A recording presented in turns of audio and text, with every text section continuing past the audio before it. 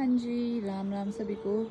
तो बड़ी अच्छी धूप खिल गई है। अभी देखो मौसम है काफ़ी अच्छा, हल्की हल्की धूप लगी है और हमने बनाई है लस्सी बढ़िया सी नमक और मिर्च डाल के। तो ऐसी लस्सी आपको कहाँ मिलेगी, है ना। तो ये सब नेचुरल चीज़ें ना हमें अपने घर में मिलती हैं, हिमाचल में ही ऐसी हमें चीज़ें मिल सकती हैं। हल्का हल्का इसमें मक्खन, तो मुझे तो ये चीज़ें बड़ी पसंद हैं।